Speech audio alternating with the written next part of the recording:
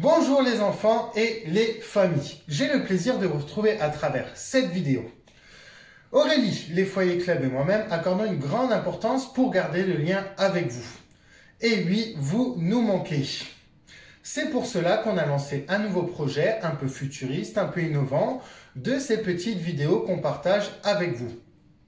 J'ai nommé ces petites vidéos « Confinés mais ensemble ». Alors, comment ça va se passer? On va découper notre vidéo en 3 parties. Une première partie où nous allons apprendre quelque chose sur la vie de tous les jours, sur les choses qui nous entourent, que j'ai nommé l'instant découverte. Une deuxième partie où là, nous allons apprendre des activités, des animations, des jeux, des chansons, diverses choses qu'on peut retrouver au centre de loisirs, mais que cette fois-ci, vous allez pouvoir faire chez vous en famille. Et cette partie, je l'ai nominée « Confinés mais ensemble ». Et nous aurons une dernière petite partie durant cette vidéo où je vais vous lancer un challenge à faire en famille. Mais ça, on y reviendra un peu plus tard. J'espère que cette petite introduction a été très claire, que vous avez compris le message que j'essaye de vous passer et qu'on va passer un bon moment ensemble. A tout de suite. Nous voilà dans la première partie de notre vidéo, l'instant découverte. Et aujourd'hui, j'ai envie de vous faire découvrir ou redécouvrir une petite anecdote des studios Pixar que je connais depuis quelques années, mais que je trouve toujours aussi marrante. Alors, qu'est-ce que c'est les studios Pixar? Les studios Pixar est l'endroit où on crée certains films d'animation, comme Toy Story, Cars ou Ratatouille. Et bien, les producteurs de ces studios, dans leurs films, ils ont mis des indices sur les futures productions. C'est-à-dire que dans tous les films, on retrouve des indices sur des futurs ou même des anciens films pour faire un lien entre les films.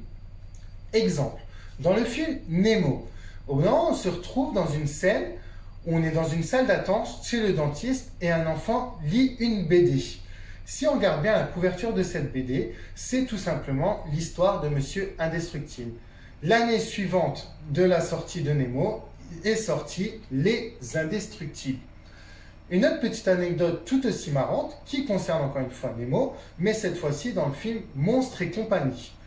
On voit une scène dans ce film à un moment où la petite Boo tend une peluche à Sully. Et cette peluche n'est rien d'autre qu'un poisson clown, le futur poisson clown Nemo. Voilà, comme dit, je la trouve assez marrante cette anecdote et je cherche toujours maintenant dans les films Pixar à trouver des petits détails. Je vous invite à faire pareil. Sinon, au bas de cette vidéo, je vais vous mettre un lien où on peut trouver plein d'informations concernant cette anecdote. Voilà pour l'instant découverte. Maintenant, rendez-vous pour notre deuxième partie, mon centre de loisirs, mais à la maison. Voilà, nous nous retrouvons pour cette deuxième partie de la vidéo qui s'appelle « Mon centre de loisirs, mais à la maison ». Dans cette partie, le premier jeu que je vais essayer de vous apprendre est un jeu de dés qu'on fait assez souvent sur le centre de loisirs. Ça s'appelle le jeu du 5000. Le but est très simple et de faire 5000 points avec des dés. Pour ça, vous aurez besoin d'une feuille, d'un stylo et de 5 dés.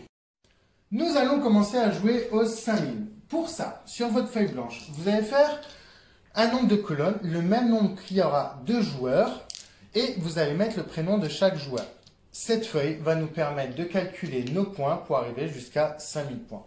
Et ça nous permet un peu de faire du calcul mental, ça ne nous fait pas de mal.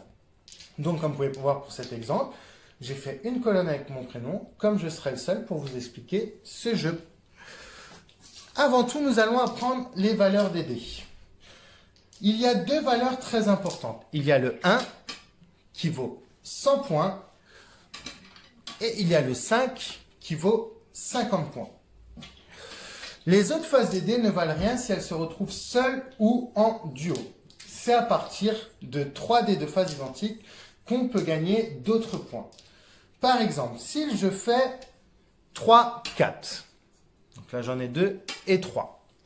Eh bien, c'est très simple. Il faut arrondir notre face de dés à sa centaine. C'est-à-dire que 3, 4 égale 400 points. 3, 5 égale 500 points. 3, 3 égale 300 points. Il y a juste une petite particularité sur cette règle. C'est si je fais 3, 1. Si je fais 3, 1, ça ne vaudra pas 100 points, mais ça en vaudra 700. Si nous faisons 4 phases identiques, n'importe quelle phase du dé, c'est égal à 1000 points. Et si nous faisons 5 phases identiques, n'importe quelle phase du dé à nouveau, c'est égal à 5000. On considère que vous avez gagné.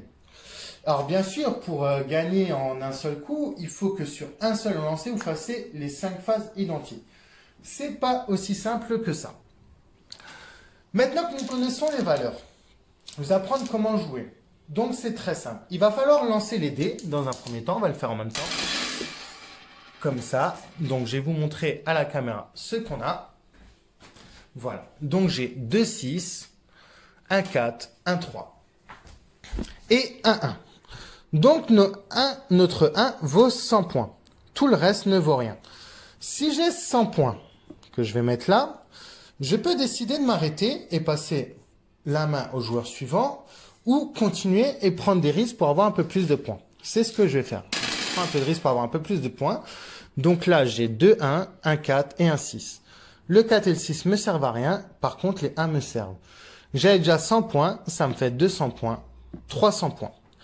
Pareil, à ce moment-là, je peux faire le choix de m'arrêter et passer la main ou de prendre le risque avec mes derniers dés. Aujourd'hui, je suis joueur, on va prendre le risque. J'ai un 2 et un 5. Mon 5 me sert, c'est un 50. Donc, ça me fait 100 points, 200 points, 300 points, 350 points. Là, je pourrais me dire, je fais le choix de m'arrêter ou je continue avec mon dernier dé. Sauf qu'on s'arrête, si on s'arrête sur une cinquantaine, donc ça veut dire 50, 150, 250, 350, etc., on ne peut pas s'arrêter. On est obligé de continuer tant qu'on a un 50 dans notre jeu. On peut que s'arrêter sur les 100, 200, 300, etc.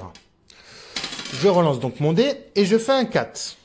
Donc là, ça veut dire que j'aurais tout perdu et que la main passe à mon voisin. Donc je note pas 350 points dans ma petite colonne, mais pour l'instant, je la laisse à 0 points.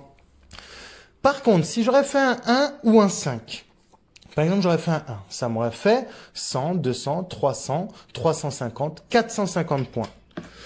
Alors là, on serait obligé de continuer parce qu'on a un 50, mais si on aurait eu, par exemple, un 5, donc 100, 200, 250, 300, 400 même, et ben là, on pourrait se dire, on peut arrêter.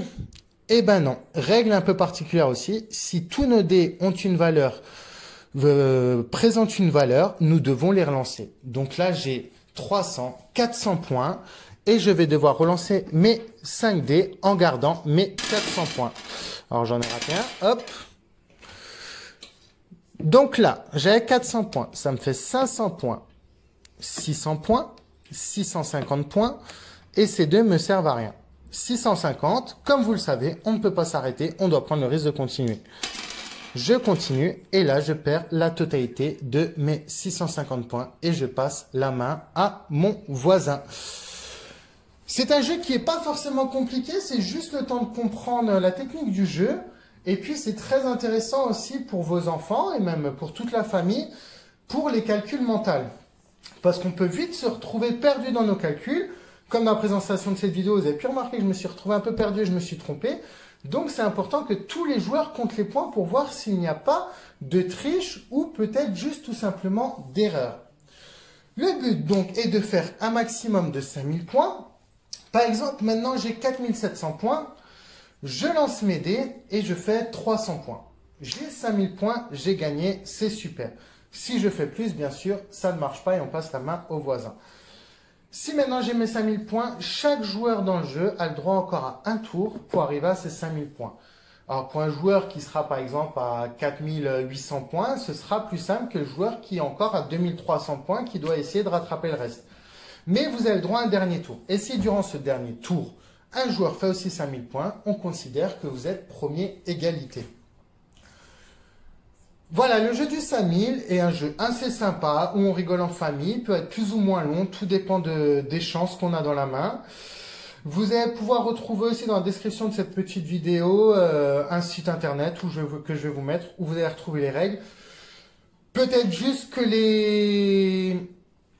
les valeurs vont changer. Ça arrive que d'un site à un autre, on trouve des valeurs différentes. Moi, je vous ai appris avec ces valeurs parce que j'ai appris à jouer avec ces valeurs depuis des années. J'ai toujours joué avec ces valeurs. Donc voilà, j'espère que ça vous a plu et on va se retrouver tout de suite pour notre dernière partie de la vidéo, notre challenge. Le challenge confiné, mais ensemble. Et nous arrivons déjà dans la dernière partie de notre vidéo, où je vous lance un challenge. Pour ce challenge, aujourd'hui, j'ai choisi quelque chose qui est en lien avec le début de notre vidéo et notre anecdote sur Pixar. Je voudrais qu'on surfe un peu sur ces personnages d'animation et le challenge que je vous propose est de pouvoir s'habiller avec un personnage d'animation, un maximum de la famille et pouvoir se prendre en photo. Bien sûr, ces photos, on pourra se les partager dans un futur très proche où on se retrouvera au centre de loisirs. Et on va réussir à créer de bons souvenirs, même à distance. Donc, je vous invite vraiment toutes les familles à jouer ce challenge, à trouver un vêtement avec un personnage d'animation, le porter et prendre une photo qu'on pourra partager ensemble. Je vous remercie d'avoir suivi cette vidéo, d'avoir pris le temps de la suivre. J'espère que je vous ai apporté plein de bonnes choses, que vous passez de très bons moments, que tout le monde va bien. J'espère vraiment que tout le monde va bien. Et il est très important, il ne faut pas l'oublier, de rester chez soi. C'est très très très difficile, mais c'est important. Plus on restera chez nous, plus on préservera de vie et plus vite on va se retrouver. Voilà, à bientôt.